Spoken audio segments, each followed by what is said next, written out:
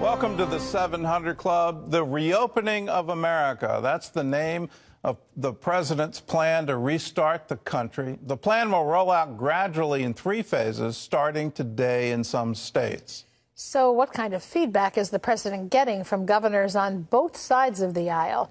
Jennifer Wishon reports. With 22 million Americans filing for unemployment benefits just last month, pressure is mounting for states to restart their economic engines. We're opening up our country, and we have to do that. America wants to be open. The president and his task force suggest states reopen gradually as their cases of COVID-19 decrease. Phase 1, churches, theaters, and some sports locations can open, but with strict social distancing. Phase 2, gatherings of no more than 50 people and travel can resume.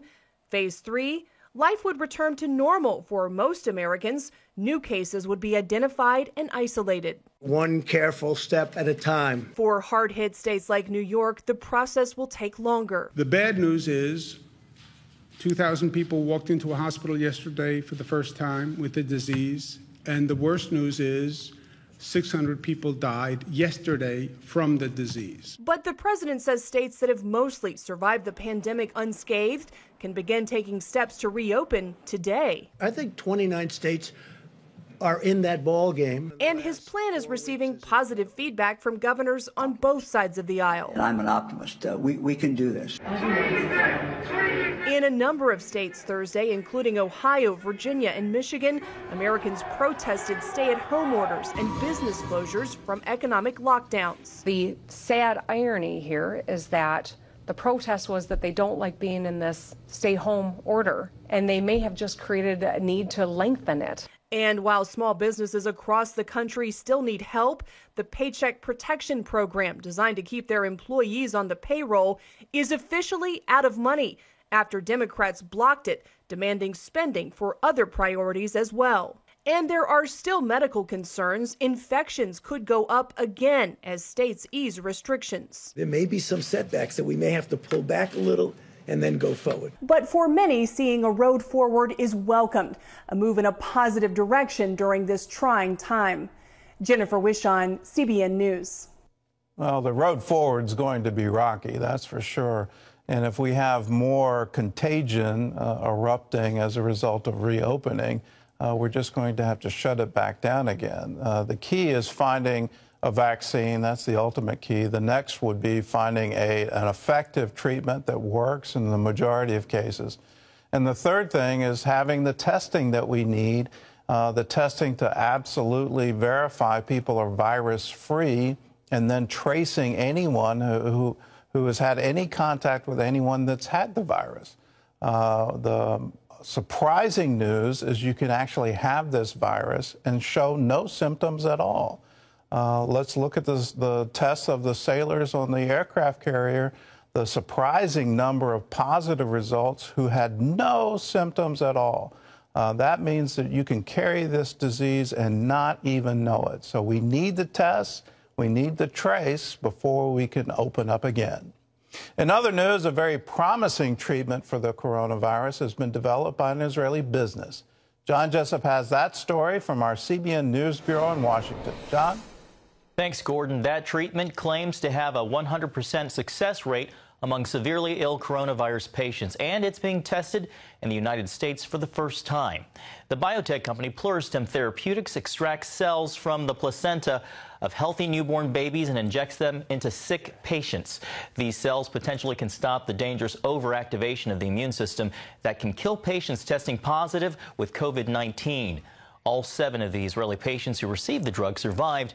And here at home, promising early results on the experimental drug remdesivir. The health publication Stat News reports nearly all patients with severe cases were discharged in less than a week. Well, turning to China, at least 50% more people died from the coronavirus in the epicenter of Wuhan than previously counted. That report from the Chinese government today, as it's coming under fire for everything from concealing the extent of the outbreak, fatally delaying their response, and preventing researchers from figuring out how the virus began. As Abigail Robertson reports, some in Congress are calling for China to pay.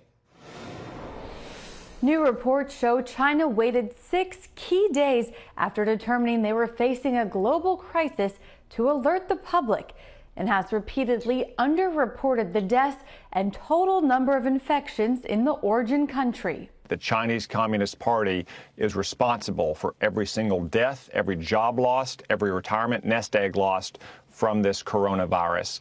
And Xi Jinping and his Chinese communist apparatchiks must be made to pay the price. At the start of the coronavirus epidemic, Republican Senator Tom Cotton faced criticism in the mainstream media as a conspiracy theorist for pointing the finger at China. Now that outlets like the Washington Post might be changing their tune, Cotton tells Fox News it's time for action against China. I think we need to make the American courts open for lawsuits against Chinese communist leaders. Gordon Chang, author of The Coming Collapse of China, agrees with Cotton's theory that the virus may have come from a biolab accident in Wuhan. In terms of motivation, this is a really important question because even though this was an accidental release, Beijing had malign motives. Because, as I mentioned, they knew about the human-to-human transmissibility of this. They knew, and they urged countries to accept travelers from China. And tells CBN News' Faith Nation he questions the numbers China's reported. And in any reporting, you're going to have some delays. But in China, in addition to that, you're also having deliberate falsification because the gap is too large. And he's concerned with the Chinese government's efforts to prevent foreign researchers from studying the origin of the outbreak. We know that Beijing has been, as I mentioned, trying to suppress investigation, so they've got something to hide. Secretary of Defense Mark Esper isn't convinced of the lab theory. This is something we've been watching closely now for some time. The results are inconclusive. But says he wishes China had been more transparent earlier. The majority of the views right now is that it is natural, that it was organic. But I think we need to continue to work this. And once we get beyond the pandemic, we'll have a chance to look back and really find out what happened, and then to take the proper precautions to make sure that we prevent this in the future. Adding to the tension between the U.S. and China are new reports China might be secretly conducting nuclear tests. China refutes accusations it failed to comply with the suspension of nuclear tests and says that claims the coronavirus originated in one of their labs have no scientific basis. Reporting from Washington, Abigail Robertson, CBN News. Thanks, Abigail. Gordon, still a lot of lingering questions left to be answered. Well, not just lingering questions, but some lingering facts. Fact number one, there was deliberate falsification, and that has just emerged yet again today with the Wuhan death toll being revised up by 50% just today. So they've been trying to conceal the effect of the virus. They've been trying to conceal how dangerous it was. They've been trying to conceal patient one, who first started this, and we still don't have answers to that question. Now, we've had research already on the virus done in our laboratories that shows that this wasn't some bioengineered weapon. But there is the fact that there were 2 labs in Wuhan researching coronavirus from bat populations in Kunming. The false narrative, and I submit it's an absolute false narrative, that this came from the wet market, from people consuming bats. Number one, the wet market in Wuhan doesn't offer bats for sale. And here's number two. If you can look at a map of China, the bats that have the reservoir of this virus are in Kunming. The market is in Wuhan. There is a huge difference, similar to the distance between Chicago and New York.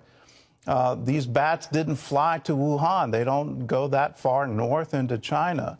The only reason the bats were in Wuhan was because they were being studied in these 2 laboratories. So who is patient one? Is it a lab worker? Now, here's another fact. The false narratives that the Chinese government has tried to put forward. Number one, the clampdown on an ophthalmologist who first identified we've got a problem, there's a disease coming. Well, they came down hard on him. He ultimately died of the disease because he was infected by the very patients he was trying to treat. and the very ones he was raising the alarm, we have a problem here. They tried to absolutely shut him down. They've also shut down all of the scientists working in these two labs, including the famous Batwoman who came out with an article in Scientific American saying, well, the virus didn't come from my lab and I can prove it. Well, now we can't talk to her, where there's no more access to her. She's not available. So why are they doing that? And here's a fact. The Chinese military floated a false narrative, trying to blame a U.S. soldier who was in China for some kind of Ironman competition and saying, well, he was planted by the U.S. military to bring the infection to China. All of these narratives are false. You don't create a false narrative. You don't create this kind of shutdown unless you're trying to cover something up. So what is that? And who is patient one? And can we please have some medical review of these laboratories and not just rely on, well, you can't scientifically prove it. Well, of course we can't scientifically prove it if you won't produce the evidence. So who is patient one? How did this start? China has a lot of questions to answer, and they need to answer it soon. Well, back here in the United States and around the world, we have a big question, and it's one on everyone's mind. How much longer? Well, it's the same question King David asked 3,000 years ago, and one recorded in the Psalms. For you today in your prayer life, here's a meditation on Psalm 13 for today.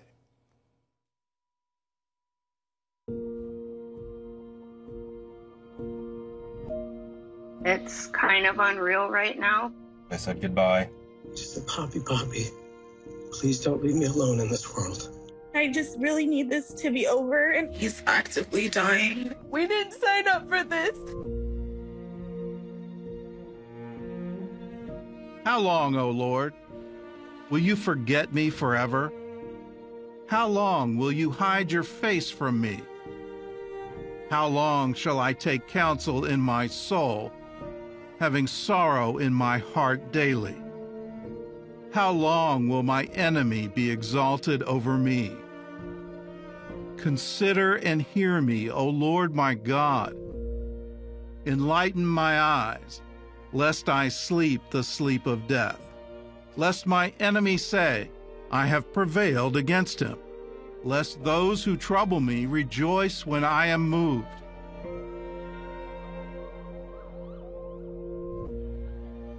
But I have trusted in your mercy. My heart shall rejoice in your salvation. I will sing to the Lord, because he has dealt bountifully with me.